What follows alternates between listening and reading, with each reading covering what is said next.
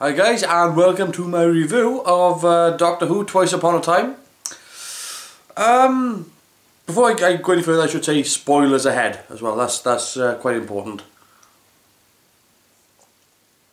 Because I'm going to be talking about a lot of things that happened in this episode. Overall, it wasn't a bad episode. I quite enjoyed it, in fact. There are some things in this episode that I've got an issue with. The first time I watched it, I was sort of very happy with it. But as I started to think about the episode, it was like, there are one or two things I wouldn't have done, and there are a few things I would have changed. But I'll get around to talking about that in a little bit. But for the most part, I thought this was a very good episode for Peter Capaldi to go out on. I liked a lot of the elements that they included in the show, but let's go through it, shall we? So the first thing I really liked was the previously on, probably the world's biggest previously on, because normally when you see it on Arrow or something like that, it's referring to something that happened during the season, and then Doctor Who goes previously on 50 years ago. So that was quite good. The 709 episodes ago bit, that just made me chuckle. Like the nonchalance of it, like, you know, oh, you'll remember this. It only happened half a century ago. So I really did like that, and of course I do remember it because, you know, I'm a Whovian. So yeah, I did like that. The blend into from William Hartnell to David Bradley.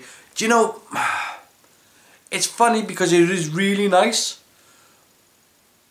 I just wish David Bradley had done a little bit of extra sort of looking at that clip, because his tone shifts when the picture changes. His tone shifts, so you can see the different quality David Bradley brings to the character, and it's not really jarring. I mean, it is jarring, but it's meant to be, I suppose, to see that shift from one to the other, and to try to see sort of the similarity as well. But it's the tone, the voice changes as well. See, so it was good, but I would have just tweaked it just a little bit. I love the whole 10th planet stuff. I couldn't get enough of that. That didn't last long enough on screen for me. So yeah, that was kind of nice. And I do like the fact that they done it from the reverse side this time, because in the last episode we see it from Peter Capaldi's perspective, and in this episode we see it from David Bradley's perspective. So I thought that meeting point at the start, I thought was very well done. And then of course they go around and do it from Mark Gatiss's perspective. Again, so they're starting to knit the story together. I like the idea of the testimony. I thought that was quite a... It was a good idea, but it needed work. It needed a little bit of extra work. I tell you what though, they did catch me, because the first time I saw the glass thing on screen, I was like, they're not going down the direction of the Watcher again, are they? Because that's initially what I thought. You know, from Legopolis. You know the Watcher where it becomes Peter Davison. I thought that was the route they were going down. It's like, no, they're not going down this angle. So I don't know if they've done that deliberately or not, but that's pretty much the route I thought they were going. And then it was like, okay, no, this is going to be the MacGuffin for the episode. So I like that, because I like it when things lead me on a particular way and then they swerve me. So because as well, the other thing was that with Mark Gatiss as well, I assumed that he was playing the Brigadier, and of course when it was set in World War I, then it was like, it can't be the Brigadier. Of course, I'm sitting back watching it, and then we get the whole, oh, it's his father. Again, it was like, you know, I kind of knew that it was, but it still caught me. So they caught me a couple of times in this episode. the bits I wasn't keen on with the testimony and these scenes, I guess I wasn't really keen on Bill showing back up again. I don't know why. It's like, I think the problem I had with that scene, with her showing back up again, was that we got closure on that. We got, as an audience, there was nothing left hanging loose with Bill. It was the story. Her story is wrapped up, and she was gone. So to bring her back was kind of a little bit. I don't want to say it was empty, because there was still a connection. I never really had a really strong connection with Bill. I liked the character a lot, and I liked Pearl Mackie a lot, and I still do. But I just never felt like when the testimony said, oh, you know, you can talk to her again. Bringing back Bill was not what I would have gone with, but there we are. I like the fact that the first Doctor, keeps sort of putting Peter Capaldi's Doctor in his place about things. I wasn't so sold on the fact that Peter Capaldi keeps putting William Hartnell, or the first Doctor, in his place about political correctness. And the reason why is that I've got quite a few William Hartnell Doctor Who episodes, and I don't remember at any point the Doctor being that. I don't remember it. Like, there's a couple of times where these sort of things came up, but usually it was when like Barbara passed out or something like that, and then it wasn't like, oh, you know, she's a delicate flower kind of thing. It was more of a, she's laying face down and she's having difficulty breathing kind of thing. So yeah, I wasn't really so, like, when they done it the first time, I was kind of okay with it, because you know, he's a doctor out of time, and he's, you know, he did have something of that sort of nature to him. So when they done that joke the first time, it was okay, but to repeatedly do it, I like the smack bottom line, because that wasn't being politically incorrect. That was being like, you know, this is an old school sensibilities kind of thing. You know, there's no need to use that language. Stop using it. So I actually liked that a bit. That was quite good.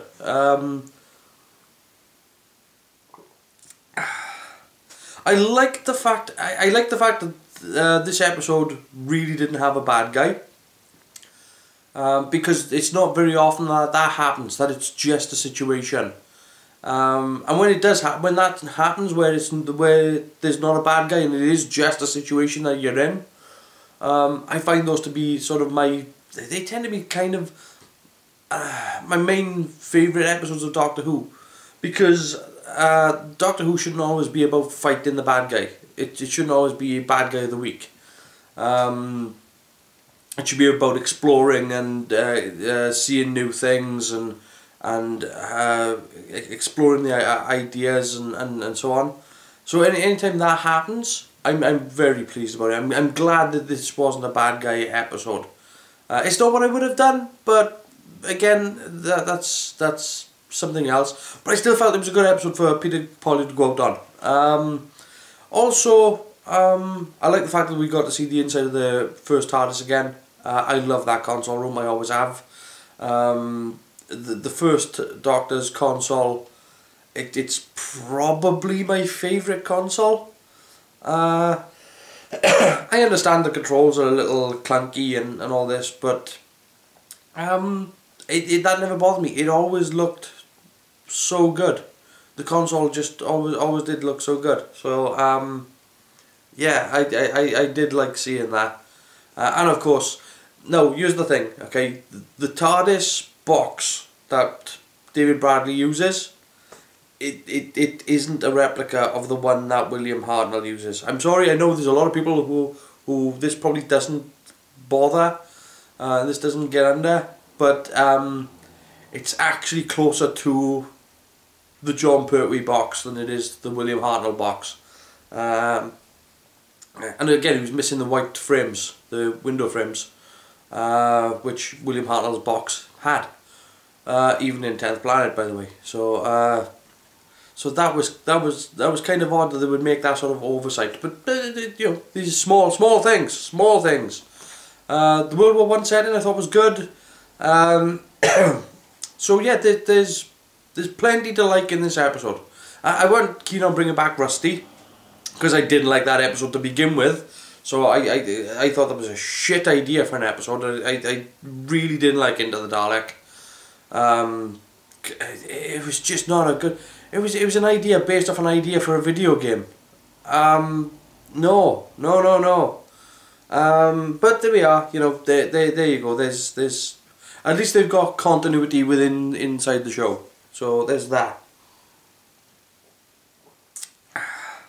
So what would I have done differently then about this episode? Well, given that it was the first Doctor was dealing with the 10th Planet and the Mondasian Cyberman, and Peter Capaldi's Doctor was dealing with the Mondasian Cyberman, I'd have kept the World War I setting and actually used the Mondasian Cyberman. Had them have a plot together that was going to take out the Doctor and take out the first Doctor. More importantly, not even taking out the recent Doctor and Peter Capaldi, but taking out the first one, which would have caused a major problem. So I would have liked that, and I would have used the armistice as the catalyst that stops them. So that's how I would have handled that. The time where the testimony says you can talk to her again, I think a lot of people were expecting Susan. And I'm not saying that they were going to be disappointed when they got Bill. I just personally would have gone with it. Or just to put it out there, maybe actually do something completely different. Maybe have the thing change companions. So you could start off with one companion and just change. And so you can bring back lots of different companions, because, you know, I'd like to see Tegan Travanka back again. That gobby Australian would definitely... can you imagine Tegan and Peter Capaldi together? Oh, for the love of me. I'd have brought back Sophie Aldred as Ace. You know, there's so many things they could have done here. I felt that they had restricted themselves by sticking with Bill. And then of course you got the Clara Oswald moment. Do you know, I love Jenna Coleman, I just hate Clara. I genuinely, I love Jenna Coleman to pieces. I genuinely do. I think she's a brilliant actress. And you know, if you've seen Victoria, you'll know she's genuinely a great actress. There's nothing there. When somebody says Clara, it's just like, you know, I'm just glad the bitch died. And then of course they brought her back from the dead. Oh, jeez. But overall though, I sat down, I watched Twice Upon a Time, and I had a very good time. I really enjoyed it. I thought it was a good Christmas episode that wasn't really Christmas centric. That had no bad guy. That it was like Peter Capaldi says,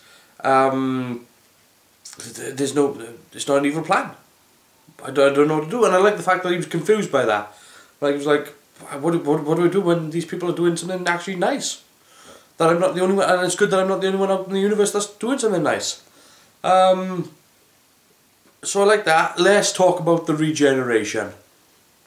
Let's get into talking about the regeneration.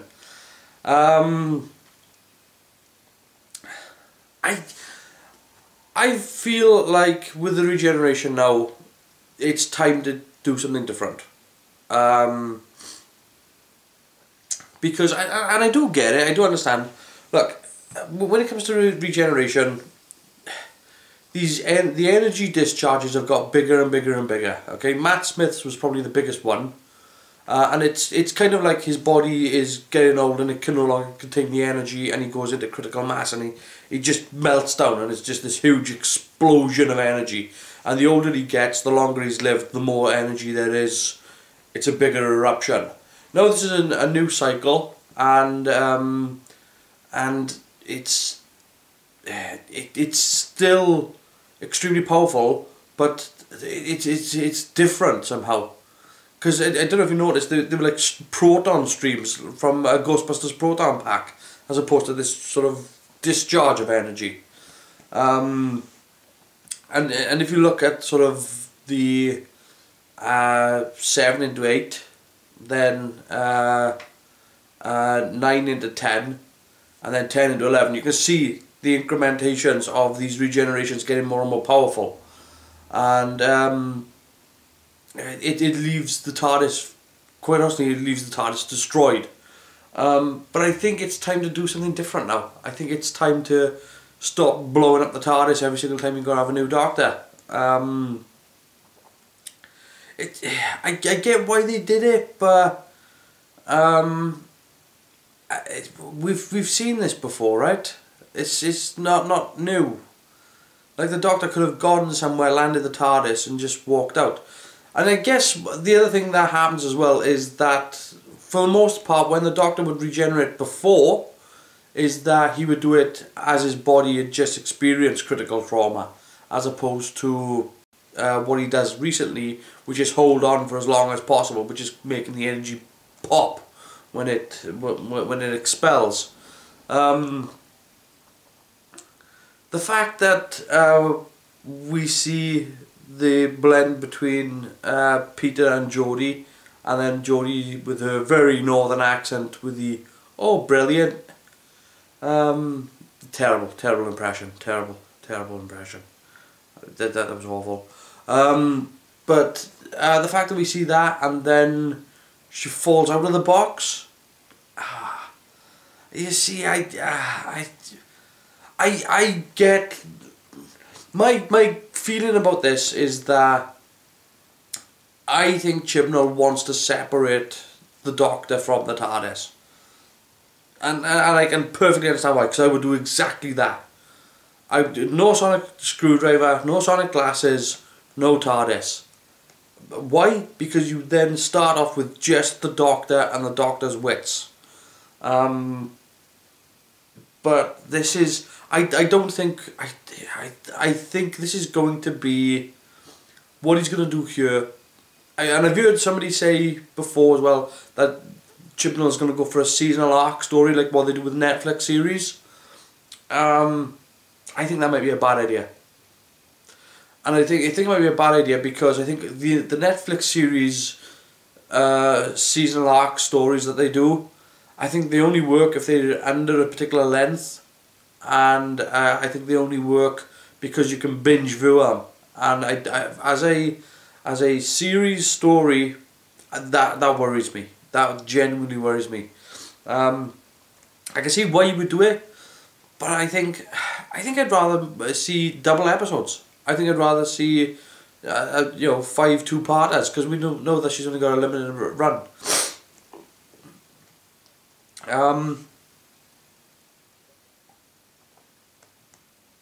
So yeah, the end. You can't really say a lot about Jodie, but again, in that scene, she says two words, and then falls out of a box.